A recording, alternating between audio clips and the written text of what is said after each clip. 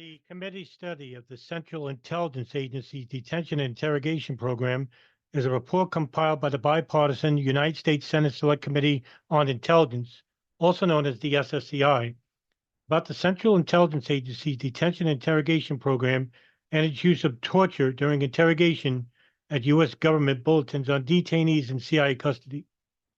The more than 6,700-page report, including 38,000 footnotes, details the history of the CIA's Detention and Interrogation Program and the committee's 20 findings and conclusions.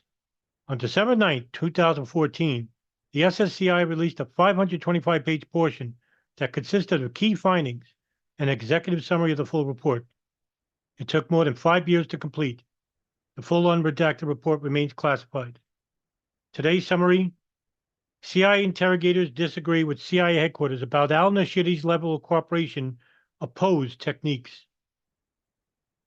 Abd al-Rahim al-Nashiri, assessed by the CIA to be an al-Qaeda terrorist operative planner, who was intimately involved in planning both the USS Cole bombing and the 1998 East Africa embassy bombings, was captured in the United Arab Emirates in mid-October 2002.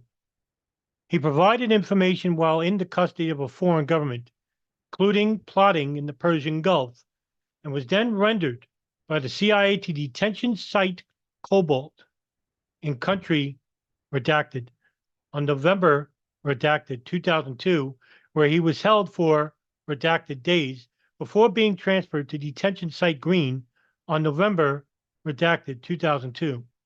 At detention site Green, Al-Nashiri was interrogated using the CIA's enhanced interrogation techniques, including being subjected to the waterboard at least 3 times. In December 2002, when detention site Green was closed, Al-Nashiri and Abu Zubaydah were rendered to detention site Blue. In total, Al-Nashiri was subjected to the CIA's enhanced interrogation techniques during at least 4 separate periods, with each period typically ending with an assessment from on-site interrogators that Al-Nashiri was compliant and cooperative.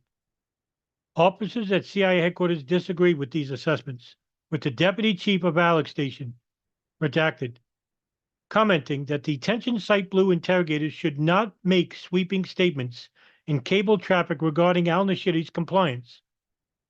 Officers at CIA headquarters sought to reinstate the use of the CIA's enhanced interrogation techniques based on their belief that Al-Nashiri had not yet provided actionable intelligence on imminent attacks. Shortly after Al-Nashiri arrived at detention site Blue, CIA interrogators at the detention site judged Al-Nashiri's cooperation and compliance by his engagement and willingness to answer questions, while CIA headquarters personnel judged his compliance based on the specific actionable intelligence he had provided or the lack thereof. For example, in December 2002, interrogators informed CIA headquarters that Al-Nashiri was cooperative and truthful, and that the consensus at the detention site was that Al-Nashiri was a compliant detainee who was not withholding important threat information. Officers from the CIA's Alex Station at headquarters responded, "It is inconceivable to us that Al-Nashiri cannot provide us concrete leads.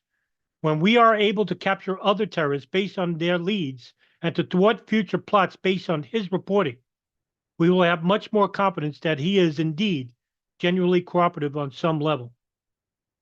Later, after multiple follow-up debriefings, detention site Blue officers again wrote that they had reluctantly concluded that Al-Nashiri was providing logical and rational explanations to questions provided by CIA headquarters, and therefore they recommended against resuming enhanced measures unless Alex Station had evidence Al-Nashiri was lying.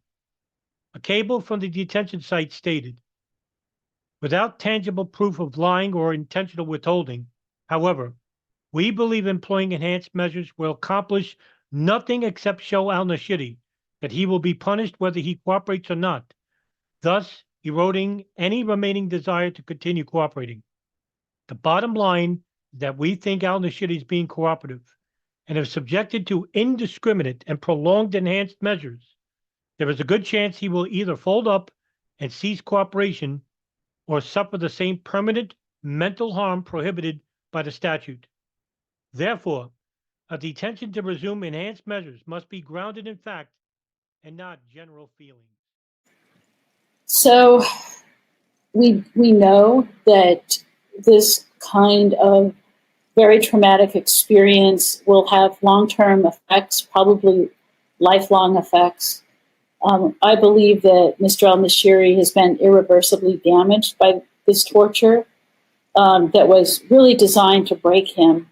In fact, in my experience of treating torture survivors for over 20 years, he's one of the most traumatized individuals that I've met. I can tell you that he does have symptoms of post-traumatic stress disorder. He has nightmares, which the content are classified, but I can say are related to his torture.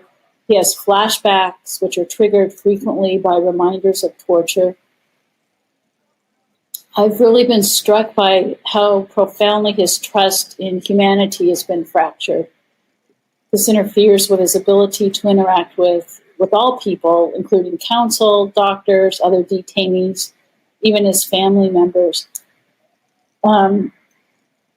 We know that this kind of torture, which produces PTSD, even complex PTSD in Mr. Al-Nashiri, causes actual structural and functional changes in the brain that I believe in this case are probably irreversible.